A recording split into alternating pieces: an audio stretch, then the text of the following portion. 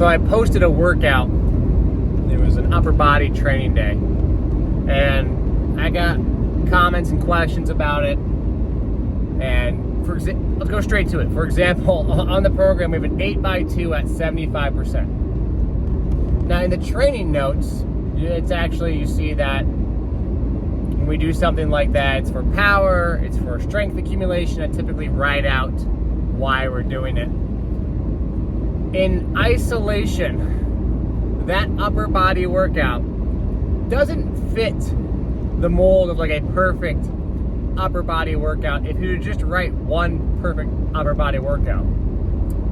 The thing that people make the mistake, social media people, is that you can write a perfect workout for a day, and that perfect workout for a day can be the complete wrong workout for a week or a month.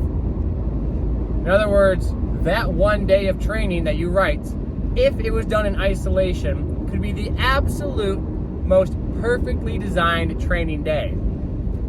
However, in the actual muddiness of life and programming and the training days before and training days after, that perfect day could be completely wrong.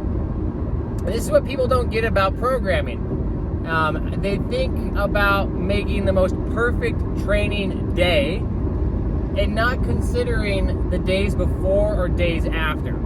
A really, really easy example or way to think about this framework is you should think about the previous 4 days and then the next 4 days, basically a 9-day cycle, including this one day, in terms of how your body might respond to this day. In other words, what happened the previous 3 days, and then how it might feel the next 3 days based on how you perform today. Because you never want to work out so hard today that you ruin the next 3 days. And you never want to work out so hard today that it's way too much because you're tired from the previous 3 days. Training is about a stimulus. Think about it like you're pushing a ball down the street. You're kicking a ball. You want to keep the momentum going. And one of the biggest ways you can screw up the momentum of training is to do too much too soon, or actually just too much in general at any point in time. I always tell my athletes, no one workout will make you a better athlete, but one workout can break you. It can set you back. With that mindset, it's almost like filling a cup up with water. It's okay to underfill the cup with water. You don't make a mess. It might not be the most amount of water that cup could possibly hold, but it's not gonna make a mess. If you overflow a cup with water, you're gonna have a mess to deal with. And that is exactly how I think about training.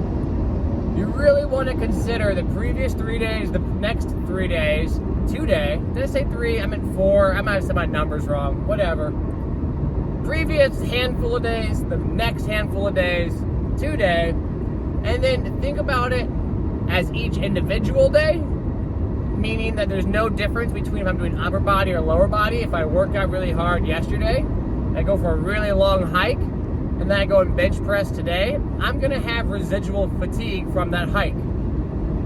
So it doesn't matter if it's upper body or lower body. That's one spectrum of you should look through.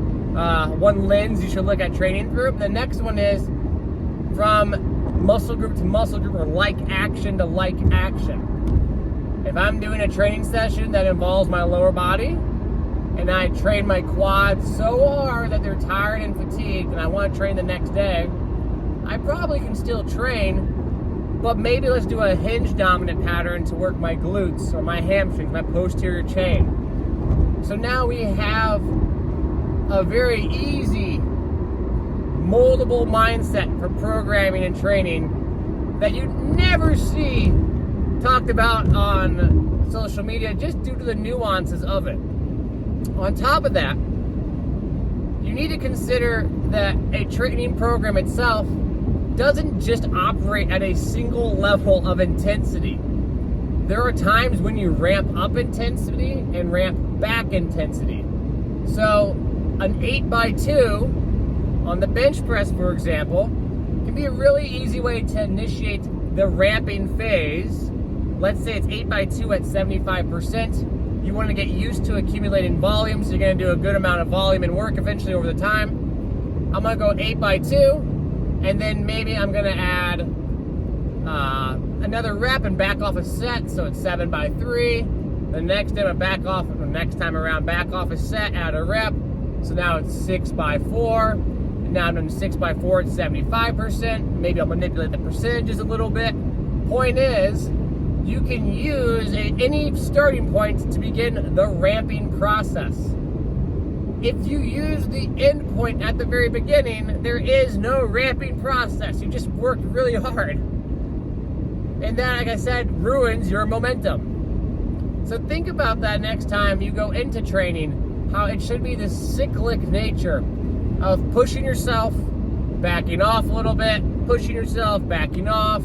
The period of time in which you push yourself can be longer or shorter based on the intensity of it. And then the amount of time you back off might be shorter or longer based on the intensity. Sometimes a back off isn't even any time off. It's just you reduce the training volume or the training intensity by a little bit.